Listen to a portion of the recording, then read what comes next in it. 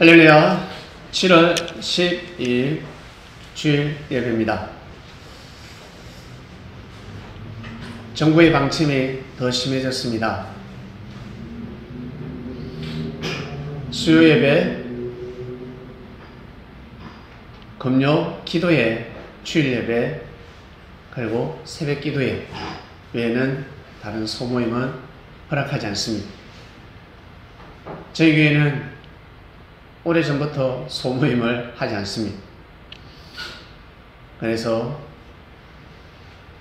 이미 체계를 갖춘 것 같은데 보다 더 여러분 긴장하셔서 교회를 오시면 항상 마스크 착용하시고 손을 깨끗이 씻으시고, 내가 몸이 조금만 이상하다, 몸살 기운이 있다 하면 그냥 교회 오지 마시고 집에서 휴식을 취하시길 바랍니다.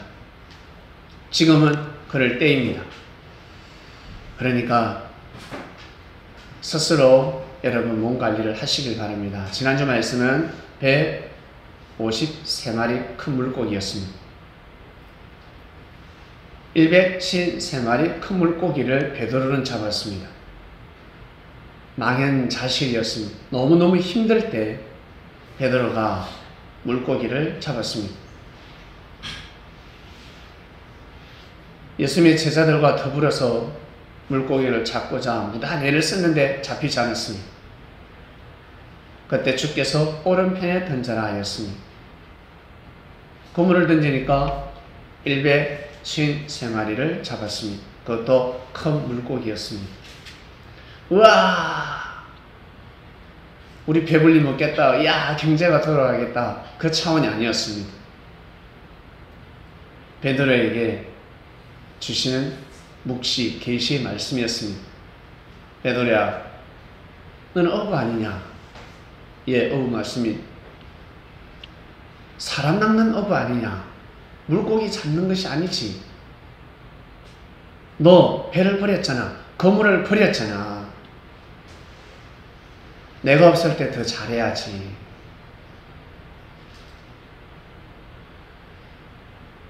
배운 것을 써먹고 부족하다 하지 말고 내가 함께하니 믿고 추진하라 라는 말씀이었습니다.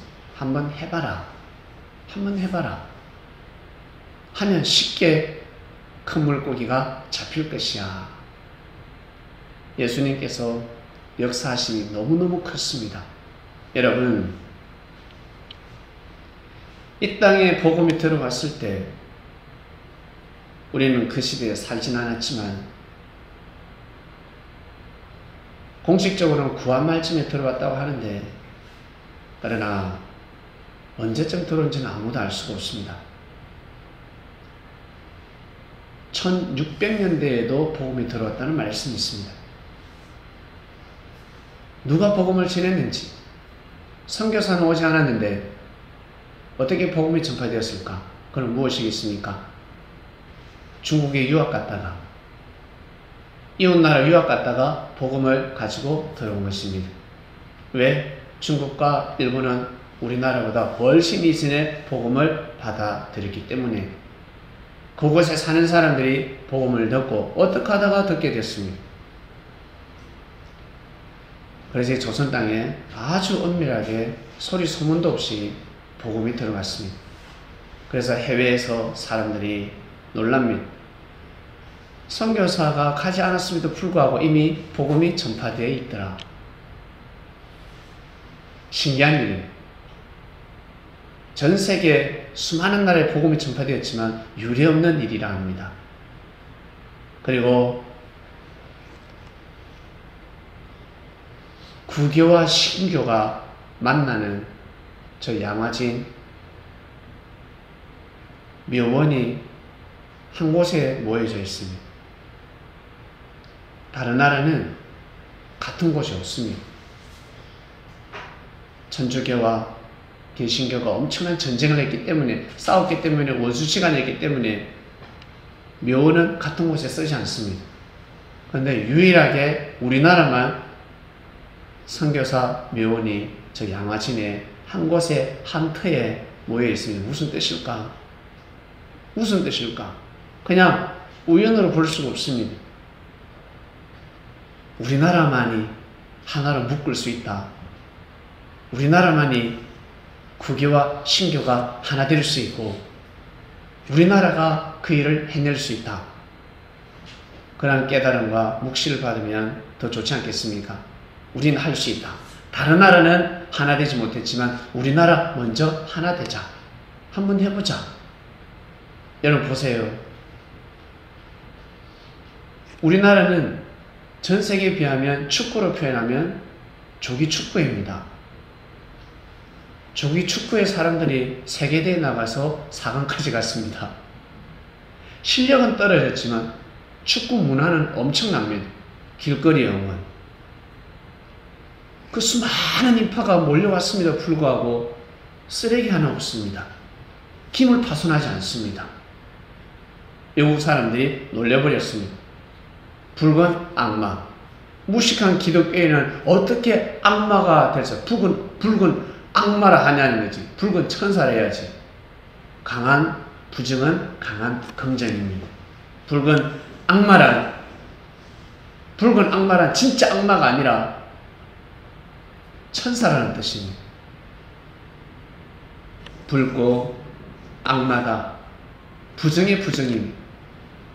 하나님의 신이 임하는 어문단들을 뜻하는 것입니다. 이 바보들은 뭐예요? 그냥 뭐예요? 우리 할아버지는 도깨비 같아. 도깨비 할아버지야. 우리 할아버지 너무 무서워. 너무 무서워. 사랑이 얼마나 많은 할아버지인가. 사랑이 많아서 손자를 나무라고 소리 지르고 해초를 들고 한가는 게 있습니다. 몰라서 그렇습니다. 무지하면 성령으로 시작하는 역사를 육체로 끝내버립니다. 성령으로 시작하여 육체로 끝내지 말라 했습니다. 하나님이 역사를 시작했는데 육체로 끝내지 말라라는 뜻은 한마디로 재뿌리지 말라라는 뜻입니다. 한마디로 썩게 하지 말라는 것입니다. 열매가 탐스럽게 익었는데 아주 탐스럽게 익었는데 그것을 썩게 한다는 것입니다. 어떻게? 나무 툭 차가지고 나무를 쳐버립니다. 가만히 내버려두면 나무를 발로 팍 쳐버리면 어때요? 과일이 떨어질 수 있습니다. 앞으로 정말 잘 익을 과일인데 그리고 진짜 익어가지고 주인이 손대기 일부 직전인데 사람이 탁 쳐버리면 떨어져 버립니다. 아니면 자연재해. 사람은 손대지 않았는데 나는 손대지 않았는데 환란과 핍박을 통해서 강한 바람을 통해서 열매가 떨어지듯이 환란과 핍박을 통해서 열매가 툭 떨어집니다. 그러면 썩어버립니다. 그 뜻입니다. 성령으로 시작하여 육체로 끝내지 말아야했습니다. 이것이 말씀의 핵심입니다. 본문 한번 보여주시겠습니까? 어리석다 했습니다. 갈라디아 사람 다 어리석은 거 아니겠지? 어리석지 말아야 될 사람들에게 주시는 말씀입니다. 갈라디아 하면 딱 생각나는 사람이 있지 않겠습니까? 사도 바울은 갈라디아에 있는 예수님의 제자들이 있습니다. 어리석으면 아니 되는데 어리석은 삶을 살아가는 사람들이 있습니다. 어리석도다 갈라디아 사람들아. 어리석도다 성님들아. 예수 그리스도께서 십자가에 못 박히신 것이 너희 눈앞에 밝히 보이거늘 누가 너희를 꾀느냐. 예수님이 십자가에 못 박혀 돌아가신 것은 죄가 있어서 돌아가신 것이 아닙니다. 근데 십자가에 못 박혔다 그러면 야, 그 새끼 그 사람도 아니네 라고 해버립니다.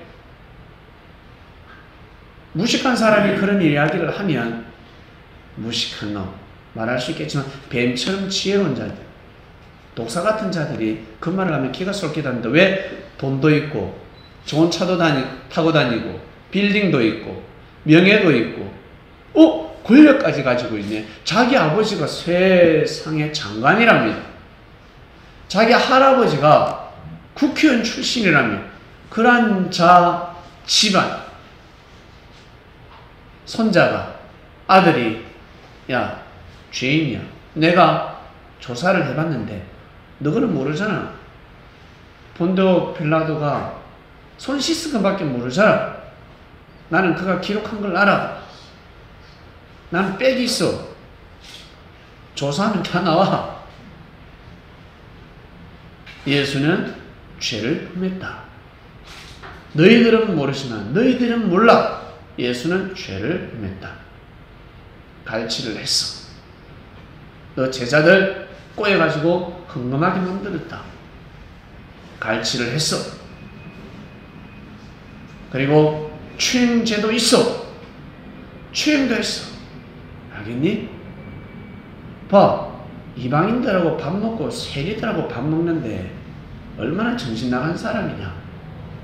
진짜 하나님이 계시면, 진짜 그가 하나님의 아들이면 어떻게 십자가를 못 박혀 죽을 수가 있겠니? 이건 있을 수가 없는 일이야. 봐. 사도 바울도, 아니,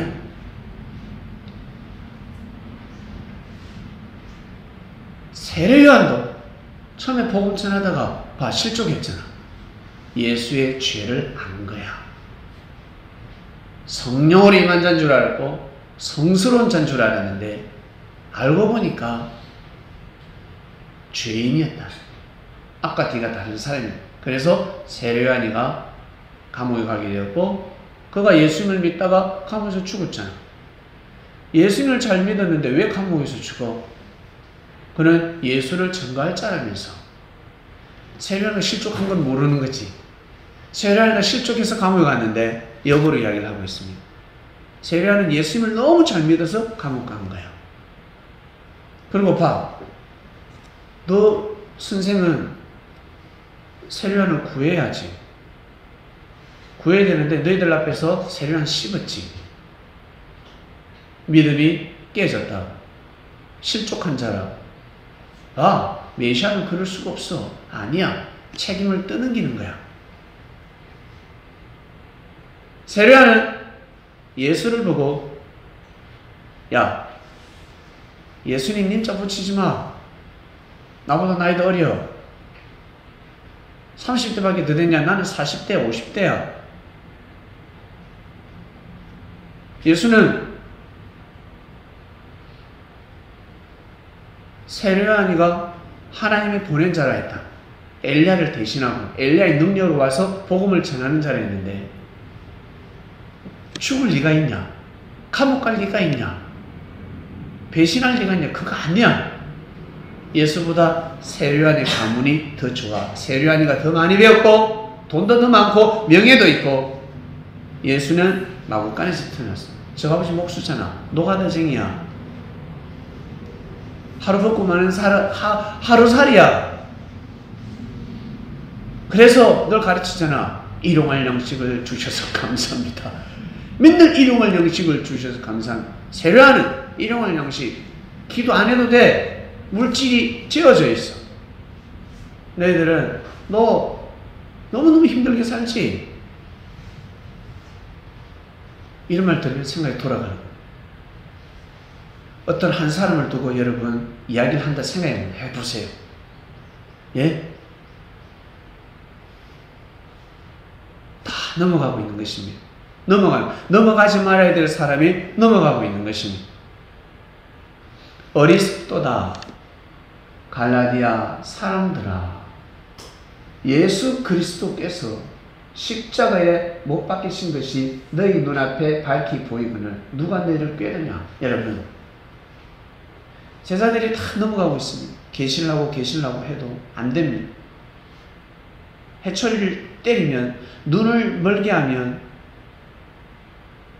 사도 바울처럼 더 신앙이 살아나는 것이 아니라 실족하고 악평하고 인생을 마감할 수 있습니다. 육체가 될 수 있습니다. 그래서 하늘이 역사를 못 하시는 겁니다.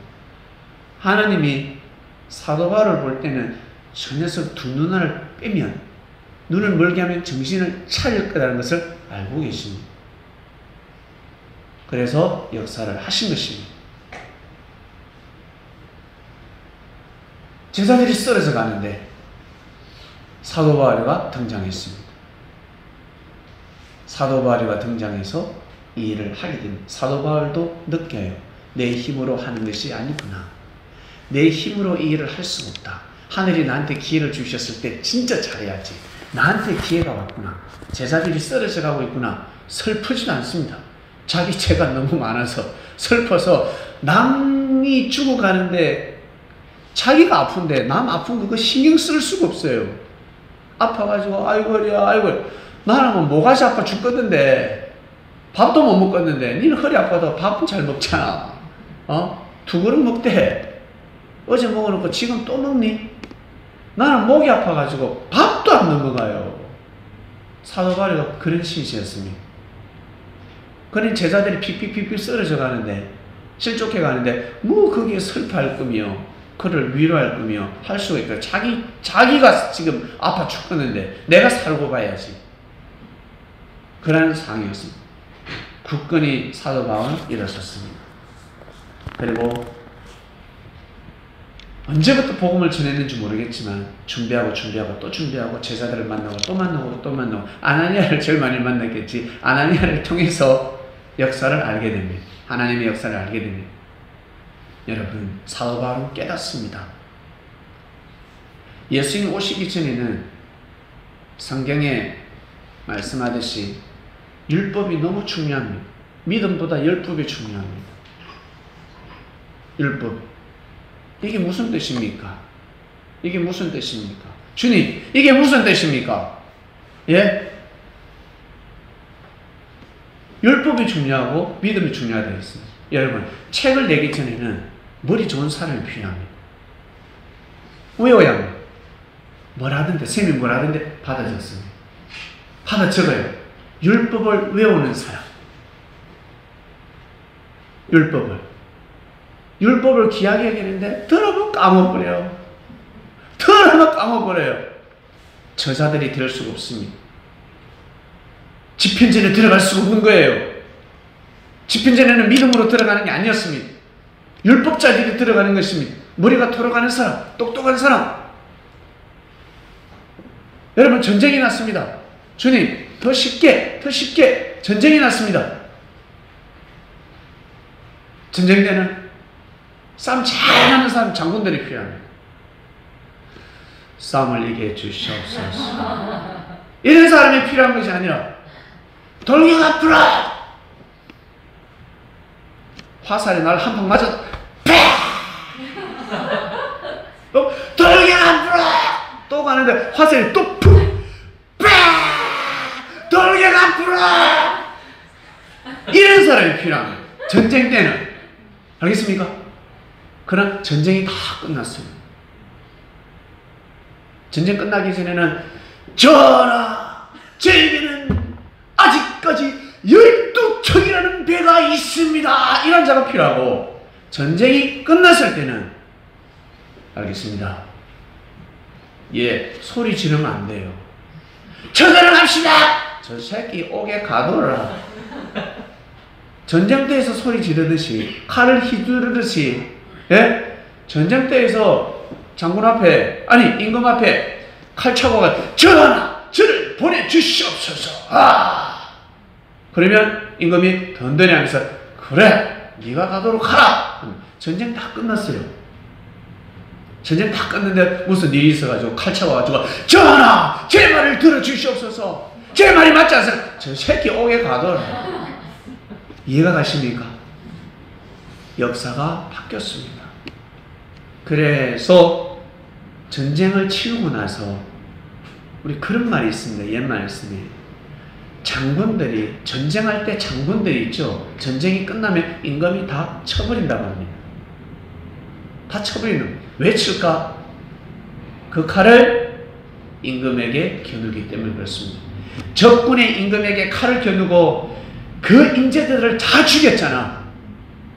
그게 몸에 피와 살이 되어 있기 때문에 그들을 중직이 안 치면 나중에 왕에게 칼을 겨누기 때문에 칼 못 쓰는 사람, 말 잘 듣는 사람, 한마디로 믿음 있는 사람들을 배제시키, 죽으라 그러면 혀를 깨무고 죽을 자들. 그래서 갑옷을 입고 전쟁하다가 전쟁이 치러지면 갑옷을 빨리 벗어야 합니다. 갑옷을 빨리 벗고 전하 말씀하시옵소서. 목소리 톤도 달라져야 합니다. 그래야 기 쓸 수가 있습니다. 하늘이 쓰시는 것입니다. 저놈이 전쟁 치를 때도 그래 나를 위해서 봐. 저 다리를 잃었잖아. 팔이 잘렸잖아. 저 붉으잖아. 남들은 병신하지만 내가 영의정으로 안추리라. 좌의정으로 안추리라. 왕이 그렇게 되는 것입니다. 근데 전쟁 치를 때 소리를 꽥 지르듯이 왕도 소리 안 지르는데 그 집현전에서 전하! 동정하시옵소서! 저 새끼 저 목젖을 따라야 됩니다. 여러분 이 말씀 이해가 가십니까? 율법을 필요할 때가 있었고 모세는 오직 율법을 귀하게 여기고 하나님 주신 율법책을 내가 이 말씀을 받았다 적어라 자자자자자자자자자 글쟁이들이 필요했고 그리고 모세가 받은 십계명을 까먹으니까 옆에서 누가 좀 외워라 머리 좋네 외워라 돌대가리는 절대 옆에 따라다니면 아니 됩니다. 한번 척 들으면 바로 외우는 사람들이 있습니다. 그런 사람들이 옆에 있는 것입니다. 그러나 율법이 다 완성되었을 때는 믿음 있는 자들이 필요한 것입니다. 한마디로 구약의 역사는 크다라는 것입니다. 이제는 믿음 있는 자가 필요한 것입니다. 율법 따지지 말고 믿음 있는 자가 필요합니다. 옳고 그름을 따지는 것이 아닙니다. 옳고 그름을 따지다 보면 골치 아픕니다. 사람들은 옳고 그름을 따집니다. 뜻이 중요합니다. 하나님의 뜻. 하나님의 뜻이 중요하다는데 어제 어떤 일이 있었냐면 차를 몰고 가는데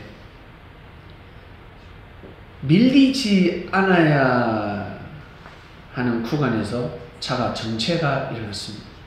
뭐지? 점점 가까이 가보니까 앞에 차가 퍼졌어. 재수없게 제가 1차선에 있었습니다. 2차선에서 좌회전 받아가 가야 하는데 1차선에 있다 보니 저 차가 차 견인이 되고 빠져야 제가 갈 수가 있는 거예요. 근데 경찰이 중앙선 침범해서 좌회전 가라 했습니다. 옳고 그름을 따지면 잘못된 겁니다. 뜻을 볼 때는 가야 되는 것입니다. 경찰이 여러분 예외에 있는 법칙이 있을까요 없을까요? 예외 없는 법칙은 없습니다. 항상 예외가 있습니다. 그 상황에 맞게 어른한테 소리를 질러서는 아니 됩니다. 맞지요? 근데 어른이 졸음운전을 하고 가고 있습니다. 그때는 자식이 아버지 보고 야! 소리 질러야 해요. 그러면 이거는 죄가 되지 않습니다. 맞지 않습니까? 아버지를 잡아주는 것입니다. 불이야! 소리 질릴 때는 질러야지. 근데 이 잘못 소리를 지르고 있습니다. 이 한마디로 사단에게 큰 은혜를 받은 사람들이 하나님한테 은혜를 받는 것이 아니라 사단에게 은혜를 많이 받은 사람이 알겠니? 귀신한테 은혜를 많이 받은 사람. 귀신한테 은혜를 많이 받은 평소에 귀신의 도움으로 잘된 사람이 있습니다. 평소에. 그들이 지금 예수님의 제자들을 꾀고 있습니다. 그리고 예수님의 제자들을 만나서 말씀을 듣고 아멘 해야 되는 사람들. 믿음으로 가야 할 사람들을 꾀고 있습니다. 다된 밥에 채를 뿌리고 있는 것입니다. 전도했는데 큰 물고기하고 잡았는데 사사사사사사사 꼬시고 있습니다. 거짓말을 하고 있습니다. 근데 거짓말이 아니야 알고 보니까. 왜? 적혀져 있으니까. 그걸 보고 꾀입니다. 맞네? 그걸 보고 맞네 하면. 그러나 그 글이 거짓인데 맞다면서 넘어. 여러분에게 안티가 있습니까? 없습니까? 안티가 있어요? 없어요? 안티가 있어요. 성인은 예쁘면 예쁠수록 안티가 많이 생길 거야. 우리 진이, 승민이, 민기 너희들이 능력이 있으면 있을수록 안티가 생길 겁니다.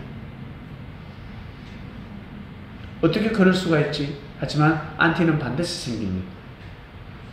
여러분을 좋아하는 사람이 있는 반면에 여러분을 싫어하는 사람이 있다는 거예요. 머리만 봐도 그렇습니다. 머리를 깎았습니다.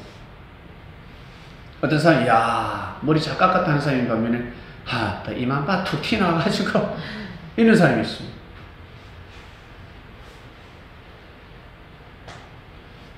역사인데 그러지 않겠습니까?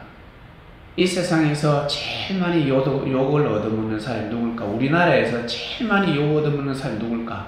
대통령입니다. 대통령을 욕을 제일 많이 합니다. 안티가 제일 많습니다. 전 세계에서 욕을 제일 많이 얻어먹으시는 분은 하나님입니다. 하나님이 욕을 제일 많이 얻어먹으십니다.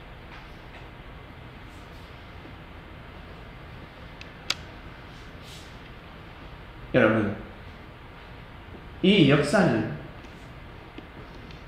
새로운 시작이었습니다. 그때는 몰랐습니다. 말세 하면 끝이라 생각하는데 끝은 새로운 시작입니다. 내 인생 끝났구나. 교도소에 갇히는 사람들이 있습니다. 내 인생 끝났구나. 내가 죄를 범해서 교도소에 왔는데 억울하든 죄를 범했든 교도소에 딱 가면 그게 중요한 것이 아닙니다. 억울한데 나 죄를 범했다 그것이 중요한 것이 아닙니다. 억울하다고 해서 죄가 없어지는 것도 아니고 죄인이다 해서 용서받는 것도 아니고 교도소에 딱 갔을 때는 어떤 마음을 먹어야 될까? 이제 끝이다가 아니라 이제부터 새로운 시작이구나 라는 마음의 준비를 해야 합니다. 내가 다리가 하나 잘렸습니다. 그리고 어떤 사람은 피아노를 잘 치는 사람인데 오른손을 못 쓰게 되었습니다. 그러면 다 그만둬 버립니다. 그런데 어떤 사람은 왼손으로 양손을 칠 때보다 한 손으로 더 잘 치는 사람이 있습니다. 어떤 사람은 손을 못 쓰는데 끝이라 했는데 이 사람은 입으로 붓을 꽂아가지고 그림을 그리는데 기가 막히게 그립니다. 새로운 시작을 맞이한 것입니다. 끝은 새로운 시작입니다. 절대 끝은 없습니다. 자기가 끝을 내릴 뿐입니다. 자기가 자기 자신을 저주할 뿐입니다. 마음을 새롭게 먹으면 믿음만 가지면 새롭게 시작할 수 있는데 사람한테는 그런 능력이 있는데 하나님이 역사를 다시 하실 수 있는데 그것을 못하더라는 것입니다. 예수님께서 제자들에게 그 생기를 불어넣어줬습니다. 할 수 있다. 너희들 이 믿음을 가져라. 내가 주는 말씀을 믿고 한번 해봐. 그러면 귀신이 떠나간다. 알겠니? 귀신이 떠나가는 것이야. 일용할 양식 널 걱정하는 시세지만 정말 한번 믿어봐. 행복지수는 엄청나다. 저 곳간에 쌀을 재놓고 있는 사람들보다 행복지수가 더 뛰어나다. 더 높다. 그런 인생을 살아가게 되는 것입니다. 안 해본 사람들은 모릅니다. 이걸 해본 사람만이 알 수가 있습니다. 여러분, 어떤 일을 하다가 무너졌습니다.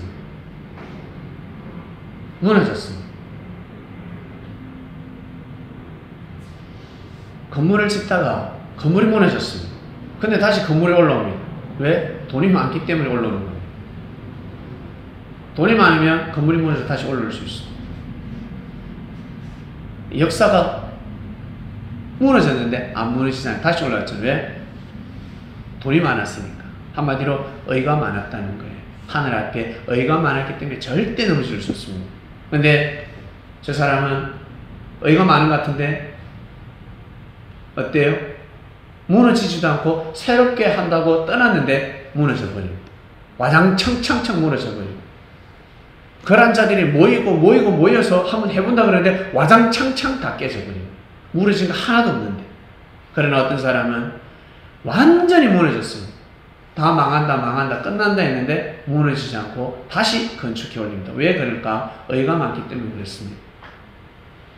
의가 많으면 하늘이 역사를 하실 수가 있고, 의가 없으면 하나님이 역사를 하실 수가 없습니다. 사람이 보기에는 와, 저 사람이 선한 사람인 것 같고, 와, 정말 야, 대단한 사람이다. 마음씨도 착하고 내 마음도 위로해주고 대단한 사람. 그러나 의가 없기 때문에 하나님의 일은 할 수가 없습니다. 머리가 될 수 없습니다. 건축을 할 수 없어요. 건축을 아무나 합니까? 백사장에서 모래로 집은 지을 수 있지만 그는 아이들도 짓잖아. 애들이 더 잘 지어. 어른들보다. 그죠? 그러나 사람이 사는 집을 건축은 하면 죽을 수 있습니다. 자다가 죽을 수 있고, 밥 먹다가 죽을 수 있고, 놀다가 동생과 장난치다가 기둥을 툭 찼는데 무너져서 죽을 수가 있습니다. 아무나 건축을 할 수가 없는 것입니다. 건축은 하늘로부터 지혜를 받아야 합니다. 여러분, 롯데타워 볼 때마다 저는 여러분, 야, 감탄스럽습니다. 진짜 대단하다. 비행기를 보면 볼수록 진짜 감탄스럽습니다. 신기하다. 종이 비행기는 아이들이 더 잘 만들어요. 그러나 저 하늘을 날아다니는 비행기는 생명과 직결되잖아. 와, 저게 어떻게 사람의 머리에서 나왔다 하시겠습니까? 비행기가. 큰 배가, 항공모함이 그 쇳덩어리가 물에 떠요. 이 이론이 안 맞잖아. 쇳덩어리가 어떻게 물에 떠요? 마치 뭐가 같습니까? 아주 무거운 얼음은 물에 뜬다. 얼음이 물에 왜 뜰까? 거기에서 답이 나오는 것입니다. 큰 물고기가 어떻게 저렇게 물속에 가라앉아야 하는데 물에 뜰까? 그리고 돼지가 어떻게 헤엄을 치지? 안 가라앉고 거기서 답이 나오는 것입니다. 그 원리에서 찾아내는 것입니다. 새가 어떻게 저렇게 날아다닐까? 새가 어떻게? 답이 나오는 것입니다. 닭은 못 납니다. 답이 나오는 거면 닭이 왜 못 나? 닭 쫓아 날면요 우리 큰일 나요. 통닭 어떻게 먹어요? 예.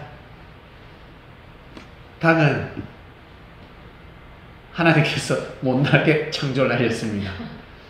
통닭 먹으라고. 닭고기 굶어 죽지 말라고. 예. 여러분, 이번 주 말씀이 주제 한번, 그 다음 볼게요. 3절 한번 볼까요? 너희가 이같이 어리석으냐? 성령으로 시작하였다가 이제는 육체로 마치겠느냐? 너 좋았잖아. 너 은혜 받았잖아. 어디에서 느껴보지 못한 은혜를 받았잖아. 마약 아니야. 알코올 태운 게 아니야. 술 아니야. 예수께서 축사하신 포도주야. 은혜 받았잖아. 그리고 네가 살았잖아. 그래 죽고 싶다. 늘 힘들어했었잖아. 근데 말씀 듣고 살았잖아. 생기가 들어갔잖아. 술도 끊고 담배도 끊었잖아. 그렇게 못 끊는다 했는데 몸도 불편했는데 건강해지고 있잖아. 얼굴 시커매가지고 아프리카 출장이었는데 얼굴이 지금 빛을 발하고 있잖아. 얼굴이 관상이 달라지고 있잖아. 네 마음에서 지금 은혜를 느끼고 있잖아. 은혜를 느꼈잖아. 왜 쓸데없는 소리를 듣니? 그 누구 말도 듣지 마라. 네가 잘 되는 것을 싫어한다. 네가 구원받는 것을 싫어한다. 그러니 절대 육체로 끝내지 마라. 육체는 썩는다. 썩어서 그 썩은 냄새가 진동하는 인생이 될 거니까 절대 그렇게 끝내지 마. 라는 말씀입니다. 아주 고급진 말씀입니다. 너희가 이같이 어리석으냐? 성령으로 시작하였다가 이제는 육체로 마치겠느냐? 그렇지 마라. 이게 어떻게 해서 시작됐는데 예수님께서 십자가의 길을 걸어가시면서 너희들을 다 살렸는데, 너희들을 다 살렸잖아. 바울이가 이야기하는 겁니다. 예수님이 돌아가시지 않았더라면 중직자들은 다 죽었다. 예수님이 몸을 내어주셨기 때문에 너희들 다 살았잖아. 육도 살고 영도 살았다. 그러니 이제는 그 누가 어떤 말을 해도 넘어가지 마라. 그리고 많은 사람들에게, 전도되는 사람들에게 오직 예수님을 믿도록 하라. 예수를 믿어라. 여러분, 인생을 산 사람들이 복을 어떻게 받는지 그 원리를 알고 있습니다. 인생을 산 사람들은. 인생을 제대로 살지 못한 사람은 그 원리를 모릅니다. 십계명의 답이 나와 있습니다. 6쪽을 한번 풀어보겠습니다. 하나님은 보이지 않으니까. 십계명에 복 받는 순서가 있습니다. 복 받는 순서가. 나 외에는 다른 신을 섬기지 말라. 우상을 만들지 말고 우상을 숭배하지 마라. 하나님을 망령되게 하지 마라. 그리고 안식일을 지켜라 했습니다. 여기까지는 영적인 말씀이에요. 그 다음 탁 튀어나온 말씀이 부모를 공경하라. 네가 잘되고 싶거들라. 너를 낳아주고 길러주고 부모님을 공경하라. 그러면 네가 복받을게요 라는 말씀입니다. 이거 아주 간단한 말씀인 것 같은데 믿음이 부족합니다. 율법이라서 다 알잖아. 그죠? 생명의 말씀이라서 다 알아요. 그러나 믿음이 없습니다. 알 뿐이야. 지식일 뿐입니다. 그러나 이것을 못 믿습니다. 아, 맞구나. 아는 순간 사이클이 돌아가게 되어 있습니다. 내가 그 어떤 액션을 취하지 않아도, 왜? 믿음의 세계이기 때문에 내가 싫어하고 정오하는 순간부터 귀신이 따라붙습니다. 내가 말 한마디도 안 했는데 마음속으로 항상 누굴 미워합니다. 악평을 하고 누굴 미워하고 저주합니다. 그것도 어때요? 예수님의 제자를. 바리새인과 하나가 되어서 예수님의 제자들을 결박하려고 하는 자들을 욕하는 것도 아니고, 예수님의 제자를, 어렵게 살고 사는 자를, 역사를 띄고 달리는 자를 미워하고 욕을 하는, 그럼 귀신이 붙는 거예요. 말하지 않았는데, 나 죄를 범하지 않았는데 하겠지만 그건 자기 생각이고, 마음만, 생명의 근원은 마음이 있기 때문에 마음을 어떻게 묻냐에 따라서 모든 사이클이 돌아가 버립니다. 그래서 역사를 만났을 때는 끝내야 합니다. 끝내야 될 거는 끝내야 합니다. 하늘 앞에 맡겨야 합니다. 여러분, 성현아, 왜 찬양을 해야 되는 줄 아니? 성민이, 진이, 민기야, 자, 우리 아이들은 이 시간이 지겹고 지겹도다. 많이 힘들죠? 그래서 우리 부모님들은 예배 참석한 자녀들에게 꼭 돈을 주시길 바랍니다. 용돈을 꼭 주시길 바랍니다. 끝났을 때 꼭 주시길 바랍니다. 오늘 예배 왔네? 1,000원. 주든 아니면 맛있는 과자를 사주든지 꼭 해야 합니다. 여러분, 찬양을 하면 큰 돈이 나와요. 찬양을 하면. 미스터 트롯 보니까 어떻습니까? 그 사람들 무명이었거든. 무대 한번 서는데 500만 원도 못 받았을까요? 200만 원, 300만 원도 못 받았을걸요. 자기 의상, 자기가 준비하고, 차가 없어가 지하철 타고 가고, 버스 타고 가고, 택시 타고 가고, 근데 떠버렸습니다. 떴습니다. 떠니까 어떻습니까? 한 번 부르는데 1,000만 원. 차도 제공해주고 집도 주고 다 줍니다. 한마디로 돈을 벌게 됐습니다. 부르면 부를수록 돈이 들어옵니다. 유명해졌습니다. 그 전에 무명이었는데. 우리는 어때요? 예수님 만나기 전에 무명이었습니다. 무명했습니다. 노래를 제대로 못 불렀습니다. 못 부르는 가수였습니다.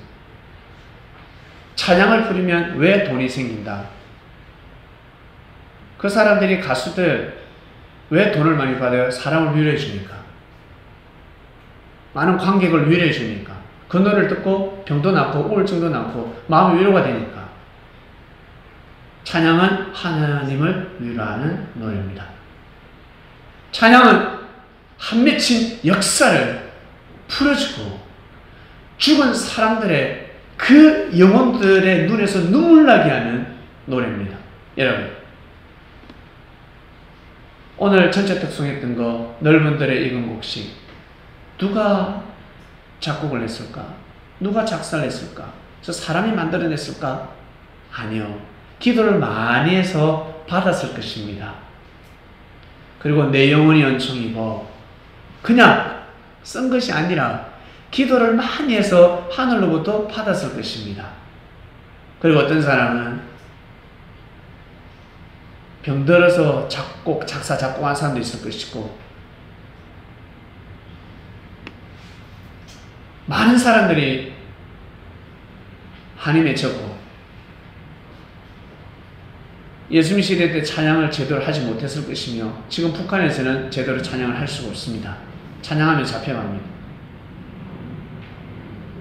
예수 나의 왕이여 이렇게 부르다가 공산당이 들이닥치면 정은 나의 왕이여 바꿔야 돼요. 바로 바꿔야 돼요. 예수 할 수가 없어요. 그런 노래입니다. 하나님을 위하는 노래입니다.